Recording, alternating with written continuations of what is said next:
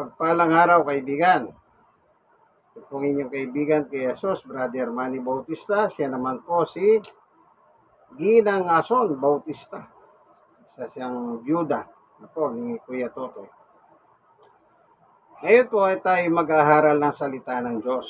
Kukunin natin sa Magandang Balita Biblia, Catholic Edition na yan. Catholic Edition po ito, bigay po ng ₱1 galing sa Manila City Jail, na involved sa droga. Pero ganun pa man, bago tayo papalawat sa ating pag-aaral, ay ating munang hihingi ng tulong ng Diyos, kaya tayo lalapit sa pamamagitan ng isang panalangin. Panginoon Diyos, aming Ama na makapangyarihan sa lahat. Minsan pa kami po'y dumudulog sa luklukan ng iyong biyaya at pagpapala. Tulungan kami, paunawahan kami ng iyong turo at aral ayon sa Magandang Balita, Biblia. Ang aming pong pagtalakay ay kailangan ipinapasa Diyos namin. Unang-una, ito po'y galing sa iyo. Sino man ang nanonood ng bidyong ito, paghahanin mo ang buhay nila, kung sila man po'y dumaranas ng kahirapan. Kung meron mga may sakit, iyong pagalingin po sila, O Diyos. Buksan mo po ang puso't isip ng bawat isa upang paginabangan namin pare-pareho ang iyong salita. Ang iyong salita ay pagkain ng aming kaluluwa. Salamat po sa ngalan ng aming Panginoong Yesus. Amen. Ayan, Ang aming pag-aaralan ay tungkol kay Jesus. Bakit kay Jesus? Si Jesus lang po ang magandang balita, wala nang iba. Kaya kung meron man po tayong ipopromote, walang iba kundi si Jesus.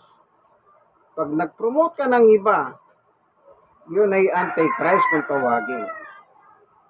Nag-promote ka ng reliyon, ng mga reliyon natin, ay antichrist ang reliyon natin. Bakit po? Hindi si Kristo pinopromote natin. Kung gusto mong huwag kang makalaban ni Jesus, ang i-promote mo si Jesus. Amen? Amen. Tingnan natin ang nakasulat sa libro ng Juan. Ito. Chapter 3, verse 17. Isinugo ng Diyos ang kanyang anak, hindi upang atulan ng parusa ang sanlibutan, kundi upang iligtas ito sa pamamagitan niya. So maliwanag po ang nakasaad dito sa sulat ni Juan. Anong sabi ni Juan? Titingnan natin. Isinugo ng Diyos ang kanyang anak.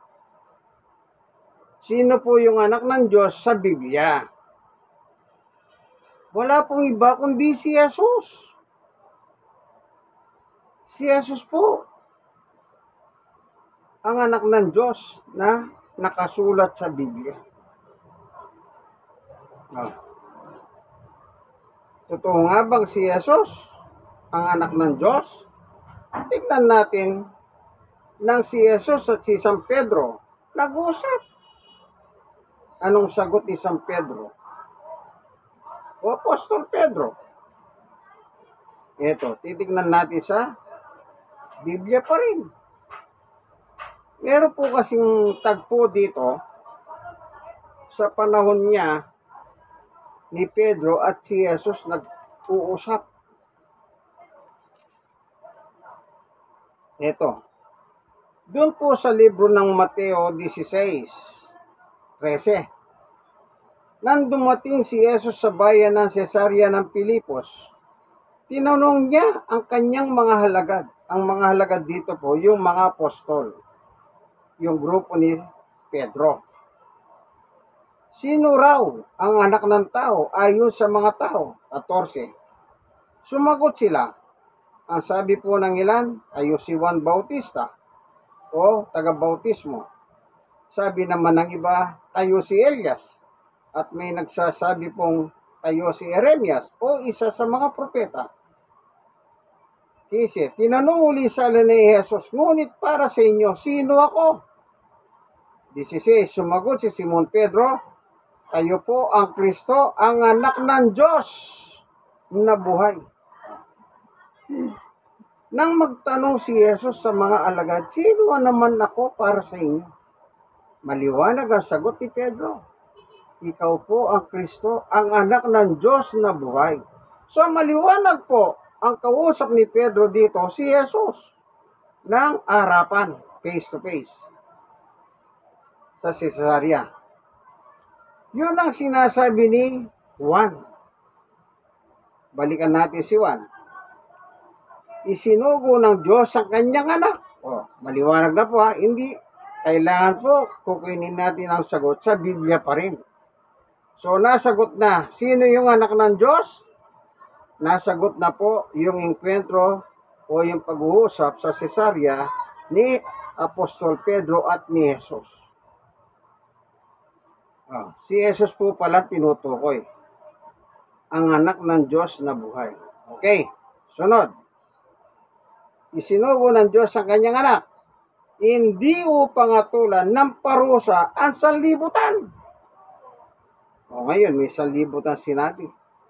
Sino po yung sanlibutan? Tayong mga tao ang binubuo ng sanlibutan. Kung pupunta tayo sa 16.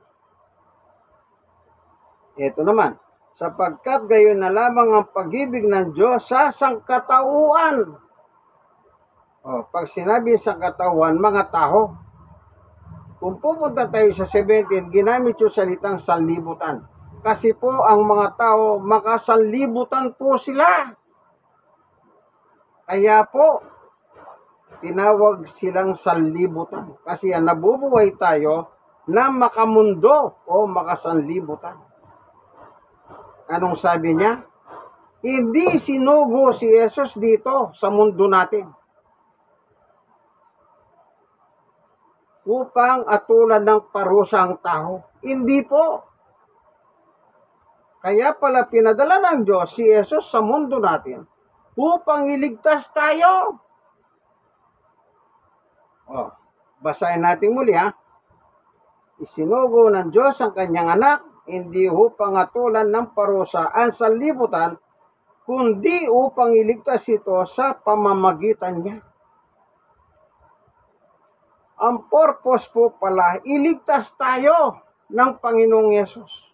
Saan tayo ililigtas? Saan tayo ililigtas?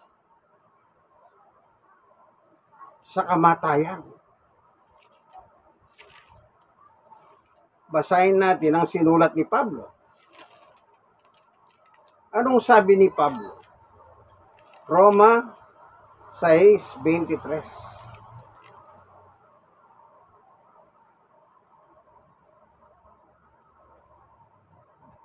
Sapagkat kamatayan ang kabayaran ng kasalanan.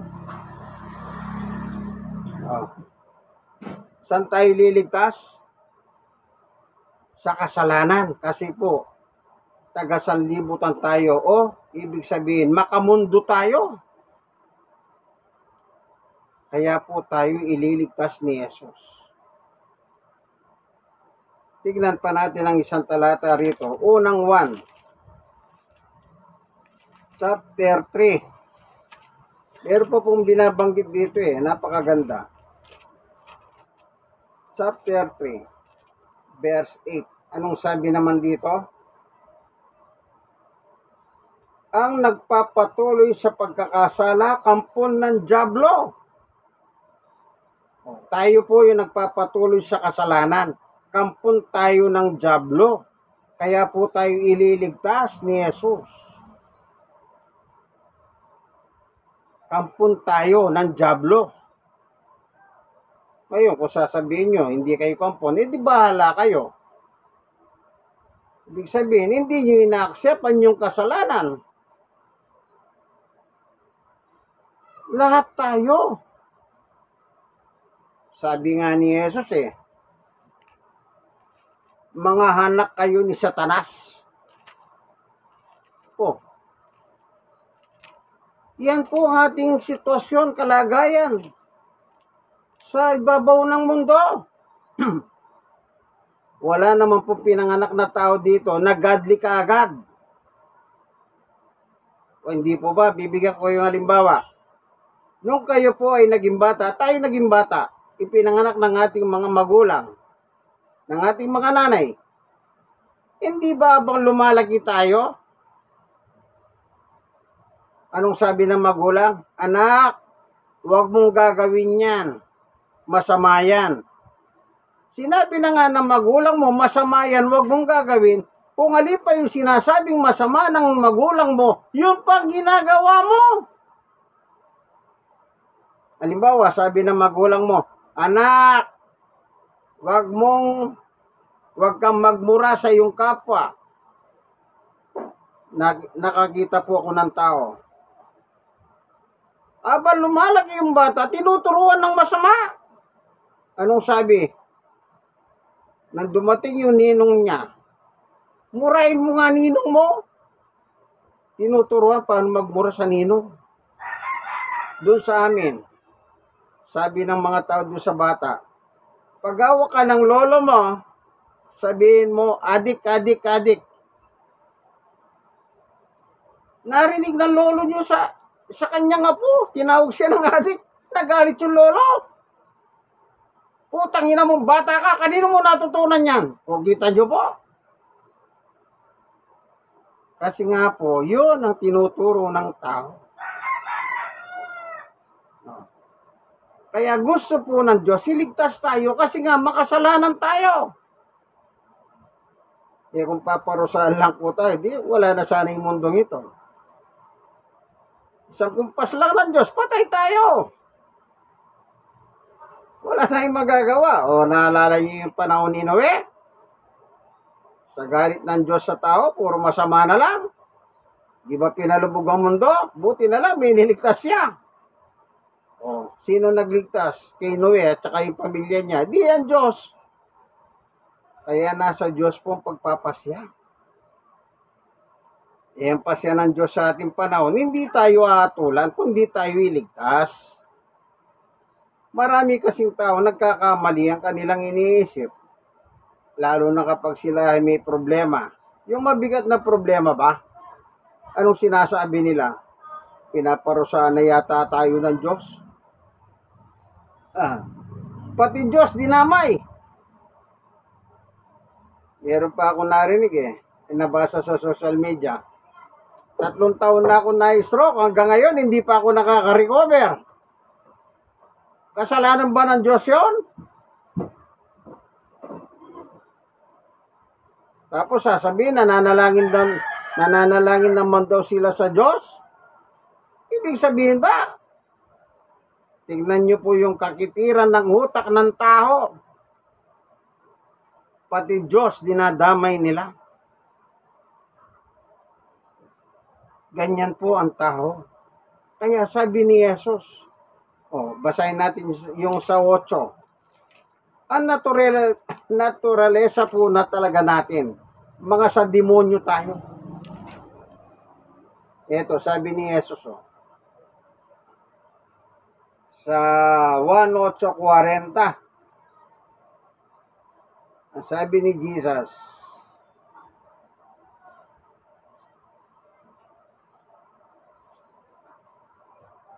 ito, 44 po pala, tignan natin.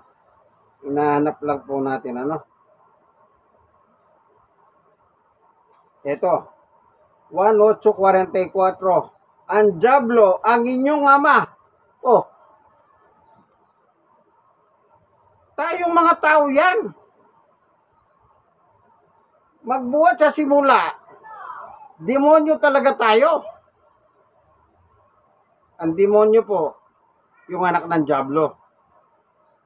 Dito sa lupa. Tayo po yun. Abang lumalaki yung bata, kung alin yung pinagbabawal na masamang gawin, yun ang ginagawa ng bata. Samantalang ang ginagawa ng magulang, tinuturuan sa mabuti ang bata. Pero bakit ang bata yung masama ang ginagawa niya?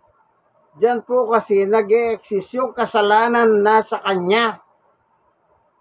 Kasi po lahat ng tao nagkasala, sabi ni Apostol Pablo. Lahat tayo makasalanan, maging si Apostol Pablo. Sinabi niya, ako nga yung pinakamasama sa mga masasama. Hindi niya inatsapir ang sarili niya. Siya nagsabi yung lahat ng tao masama. Hindi naman sinabi ni Pablo, tayo lang ang masama, ako hindi.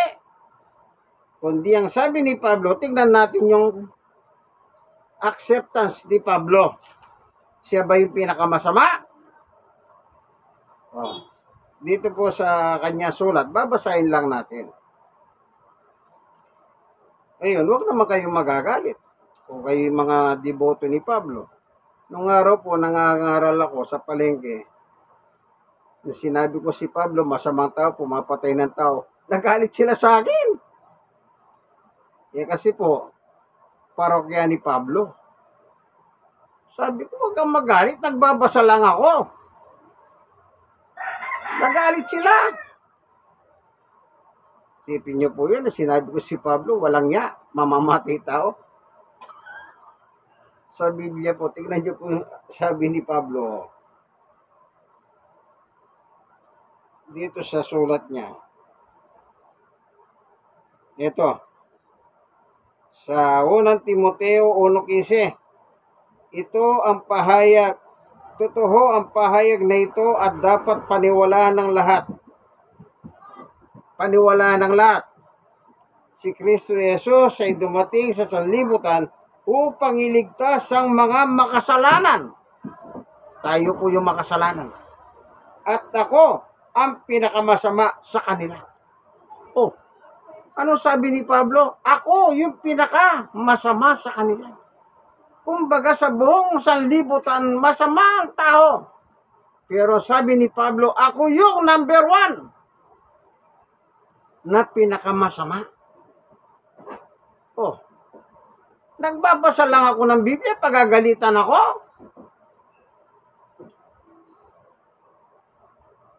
Siguro,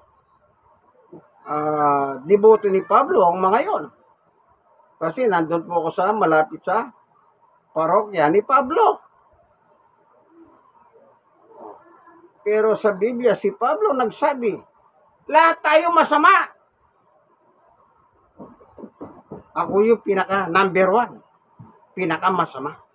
Bakit po? Ang pinapatay niya, lagad ni Jesus sa panahon niya. Bago siya naging apostol. Kaya po pinadala si Jesus ngayon dito sa mundo natin. Hindi upang atulan ng parusa ang mga tao. Ibig sabihin, may parusa po pala. May parusa. Tignan naman natin yung isang talata pa. Totoo nga ba may parusa? Dito pa rin po sa 1 chapter 3, yung binabasa natin, 1 chapter 3 verse 17. Tignan naman natin yung verse 16. Punta na kami sa patay. Ay, sa Dasay, ma. Thank you, ma. Minaalam ako ni Papa, sabihin mo, nasa Dasay na ako, Sapagkat gayon na lamang ang pag-ibig ng Diyos sa sangkatauhan, kaya binigay niya ang kanyang kaisa-isang anak, upang sino man sumampalataya sa kanya ay hindi mapahamak.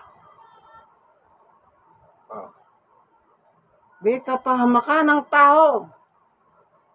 Sigurado mapapahamak tayo. Pero hindi gusto ng Diyos na mapahamak tayo.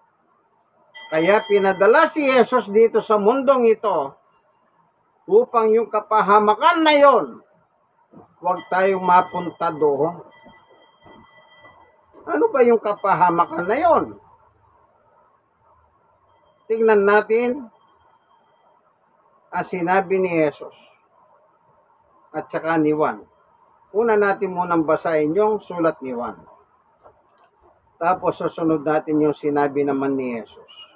Kasi yung kay Jesus, sa Judgment Day, sasabihin niya yung kapahamakan. Tingnan natin naman si Juan. Sa future naman, ito ang sabi ni Juan. doon sa libro ng Pahayag. Ano po? Sa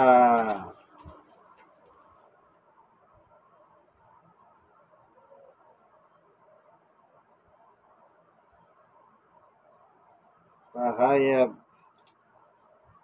Ito. 21:8.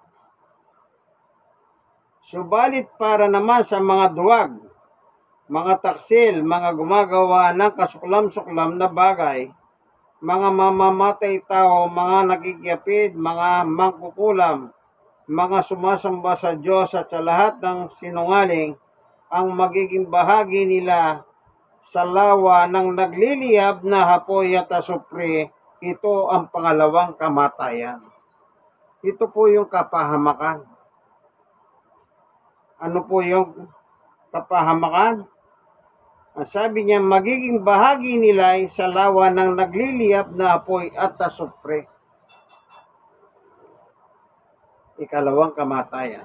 Yung unang kamatayan, pag namatay ka rito, yun nakaburol. Yun, narinig yung salita ni, ni Apo, ni Ate Ason, pupunta daw sila sa patay. Yun ang unang patay. Yun nakaburol.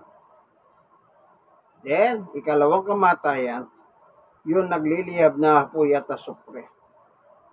Yun ang kapahamakan po. Hindi yung kamatayan sa physical. Lahat naman tao mamamatay. Itinakda ng Diyos din. Tinakda ng Diyos yun. Tayong lahat ay mamamatay. Kasi, hanggat nabubuhay tayo, hindi tayo pwedeng parusahan ng Diyos. Kasi mahal niya tayo.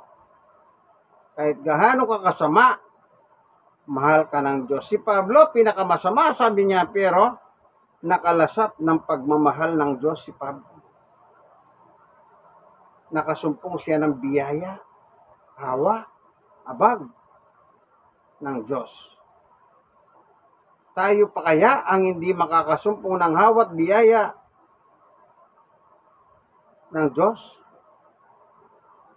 Ang Diyos noon, siyang Diyos ngayon, siya pa rin ang Diyos bukas. Amen. O tingnan naman natin yung sinabi ni Jesus. Tandaan nyo, naglilihab na apoy at asupre, sabi ni Juan. Yun namang kay Jesus naman. Anong sabi ng Panginoong Jesus naman? Sa 25 ng Mateo, sa 41, ganito naman ang nakasulat. Sasabihin naman niya sa mga nasa kaliwa. Si Jesus po nagsasalita, sasabihin yung nasa kaliwa. Lumayo kayo sa harapan ko, kayong mga isinumpa.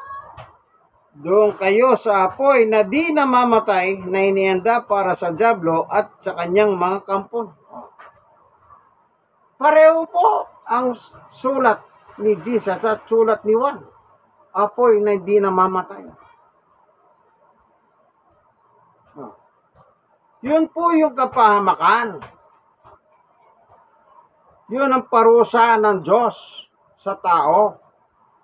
Ayaw nga po tayong mapunta ng Diyos doon, kaya pinadala si Jesus dito upang tulungan tayo, upang wasagin ang gawa ng dyablo. Balikan natin yung unang Juan. Anong sinabi ni Juan doon? Ulitin lang natin, ano po? Basta tayo po, nagbabasa tayo ng Biblia, hindi tayo nagmamayabang. Ito si Ate Aso, nakikita niya, binubuklat ko. Bagamat di nyo nakikita binubuklat, nasa may paanan ko, pero siya nakikita niya. Siya ang ating testigos. Apo, hindi tayo nanloloko. Ito, unang 1 chapter 3 verse 8. Ang nagpapatuloy sa kasalanan o pagkakasala ay kampo ng dyablo, sapagkat sa simula pa ay nagkakasala na ang dyablo. Anong sabi ni Jesus kanina, yung binasa natin sa 1:8:44? Makahanak kayo ng dyablo. Oh. Sabi naman ni Juan, kapag nagpapatuloy ka sa iyong kasalanan, talagang anak ka ng dyablo. Oh. Ulitin natin. Ang nagpapatuloy sa pagkakasala ay kampo ng dyablo sapagkat sa simula pa ay nagkasala ng dyablo. Ito po, pakinggan niyo susunod. Kaya't naparito ang anak ng Diyos. Oh, sinong anak ng Diyos? Si Jesus. Anong trabaho ni Jesus? Upang wasakin ang mga gawa ng dyablo. Ibig sabihin, yung ginagawa natin na gusto ng dyablo, yun ang wawasakin ni Jesus sa atin.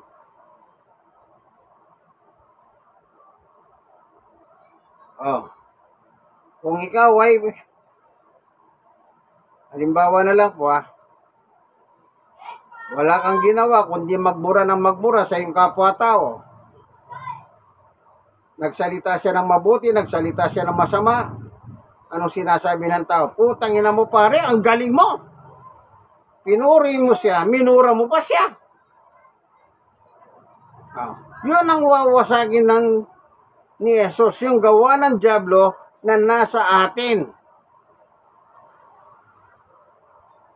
Kaya narito, pinadala si Jesus. Ano lang ang kailangan? Ang sabi sa 1:3:16, binasa natin kanina. Ulitin natin. At saka natin babasahin yung eksena kay Pablo at saka kay Jesus mamaya. Anong sabi rito? 1:3:16. Sapagkat gayon na lamang ang pag-ibig ng Diyos sa sangkatauhan, kaya't ibinigay niya ang kanyang kaisa-isang anak upang sino man sumampalataya sa Kanya. Yung sumampalataya sa Kanya. Kanino? Sa anak ng Diyos, kay Jesus.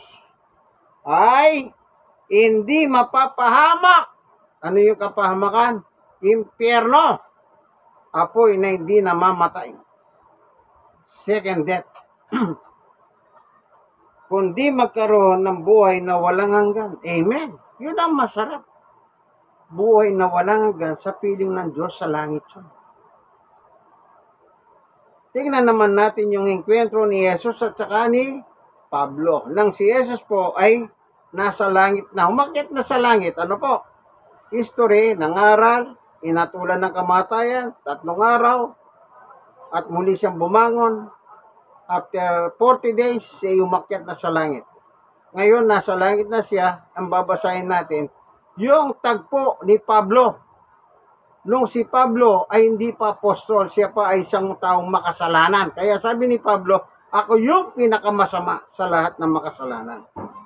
Ang trabaho ni Pablo kasi, ito, babasahin natin. Ligo po yan. Pupunta sa dasal tapos Hindi na kami pupunta sa Dasay. bakit? Dami pumupunta doon, siya nauuna. Siyempre, marami ron invited lahat yun. Eh kami nga hindi invited eh. Invited din kayo, pumunta kayo doon. Ay, ikaw na kami kuyan. Ito nakasulat sa Ay, hindi na yan kami kuyan ma. Gawa 26:12. Sabi ni Apostol Pablo ay ganito.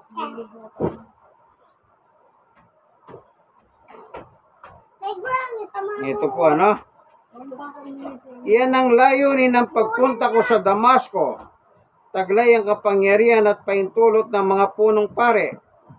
13. Nang katanghaliang tapat habang kami naglalakbay, nakita ko Aring Agripa, ang isang nakakasilaw na liwanag mula sa langit. Ito'y maliwanag pa kaysa araw. Totoong nakasisilaw ang liwanag sa paligid namin magkakasama. 14. Kaming lahat ay natumba sa lupa. Narinig ko ang isang tinig na nagsasabi sa akin sa wikang Hebreo, Saulo, Saulo, bakit mo ako pinag-uusig? Sinasaktan mo ang iyong sarili sa ginagawa mong iyan. Ito suotin ko. Para mong sinisipa ang matulis na bagay. Yan. Yung Saulo po, si Pablo, Sa wikang Hebreo, ang pangalan ni Pablo, Saulo. Kaya tinawag siya ni Jesus, Saulo, Saulo.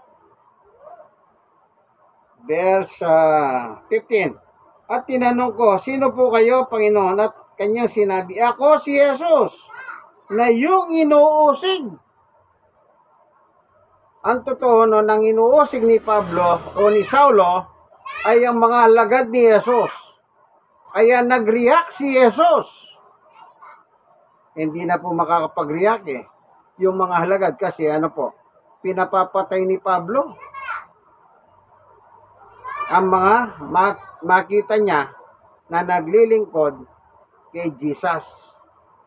Kaya si Jesus po nag-react. 16. Tumayo ka, nagpakita ko sa iyo upang italaga ka bilang aking lingkod at magpatotoo tungkol sa mga nakita mo at ngayon at sa mga ipakikita ko pa sa iyo. 17. Ililigtas kita mula sa kababayan mong Hudyo, gayon din sa mga hentil kung saan kita isusugo. 18. Imumulat mo kanilang mga mata, ibabalik sila sa kaliwanagan mula sa kadiliman, ililigtas sila sa kapangyarihan ni Satanas, at ibabalik sa Diyos. At sa pamamagitan ng pananampalataya nila sa akin, sila'y patatawarin sa kanilang mga kasalanan at mabibigyan ng lugar kasama mga taong ginawang banal ng Diyos. O anong sabi ni Jesus? Sa pamamagitan ng pananampalataya nila sa akin, patatawarin sila sa kanilang kasalanan. Yun din po yung sinulat ni Juan sa 1:3-16. Ang sino man sumasampalataya kay Jesus ay hindi mapapahamak sa impyerno. Yun po ang maliwanag. Kundi magkakaroon ng buhay na walang hanggan sa langit. Tama yung sabi ni Jesus, tama yung sinulat ni Juan. Sa pamamagitan ng pananampalataya po natin sa ating Panginoong Yesus, lahat tayo mapapatawad sa ating mga kasalanan. Maliwanag po. Yun ang kailangan. Kaya ang ating pinapakilala dito sa ating home Bible study, walang iba kundi si Jesus. Wala tayong pinopromote na reliyon. Wala tayong pinopromote na kung ano-ano. Ang ating pong pinopromote ay walang iba kundi ang ating Panginoong Yesukristo, ang anak ng Diyos na buhay. Amen? Amen. Tandaan nyo po, kung ano po yung nabasa natin dito. Kung may ganito kayo klaseng Biblia, basahin nyo po. Total, binabanggit ko naman yung chapter and verse. Wala po kung binabago. Hindi po tayo nang loloko. Kasi ayaw ng Diyos na lokohin ng tao. Ano po? Lagi natin tatandahan. Hindi po naparito dito sa mundo natin.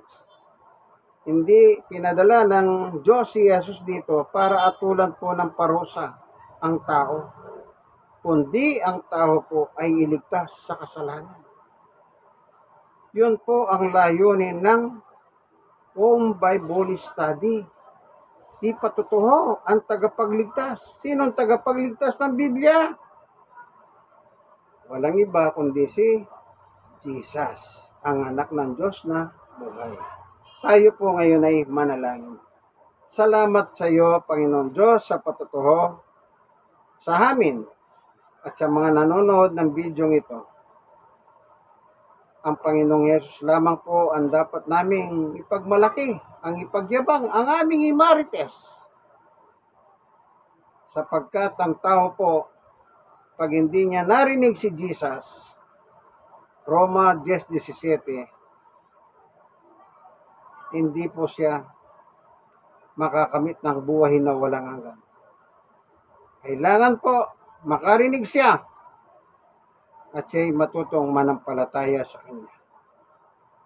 Salamat po, Panginoon Diyos. Yung pong nanonood ng video ito, nakikinig, kung sila man po may kabigatan sa buhay, yung paghahanin. Kung sila man po may mga sakit, yung pong pagalingin sila, Panginoon Diyos. Tunay nga po, sa iyo lang nang gagalingan lahat ng kagalingan ng mga pagpapala, O Diyos. Salamat po sa ngalan ng Panginoong Yesus. Amen. God is good. All the time. God is Amen. Yan. Ano po? Narinig nyo po ang mensahe, ang ginamit nating Biblia. Ayan. Magandang balita, Biblia. Walang labis, walang kulang. Kung ano po yung nakasulat, ay binabasa po natin. Maliwanag naman yung ilaw. Ang ilaw po, laki. Malaki. Kaya maliwanag na nababasa. Ano po? So, kaibigan, na ikaw nanonood, i-share mo nang i-share ito. Ay yung mga nasi-share naman, i-share nyo rin po sa iba. Malay ninyo, sa inyo pong pagsishare, nagiging kasangkapan kayo ng Diyos sa katotohanan. Malay ninyo, may mga kaibigan pala kayo, pamilya, na hindi pa masyado nakakakilala kay Jesus. Panahon na po na makilala natin si Jesus. Po, hanggang dito na lamang po. Ito pong inyong kaibigan kay Jesus, Brother Manny Bautista. Si Ate Ason Bautista. Nagkataon, magka-Bautista po kami ng kanyang asawa. Nagkataon, pareho po ang probinsya namin ng kanyang asawa, si Kuya Totoy, Pampanga, Mekeniabe. Ano po? Pero, si Ate Ason hindi po naturuan ng Kapampangan. Ano po? Kasi si Kuya Totoy, Manila boy yun. Dito na po naipanganak sa Manila. Bagamat yung lahi niya, galing po ng Pampanga. Ako po, dala-dala ko pa rin po yung lingwahe namin Kapampangan. Kaya sabi ko, Mekeni, makirandam kayo, kaya ang salita ni nga pong Ginoo tungkol kang Jesus. God bless us all po. Ano? Bye!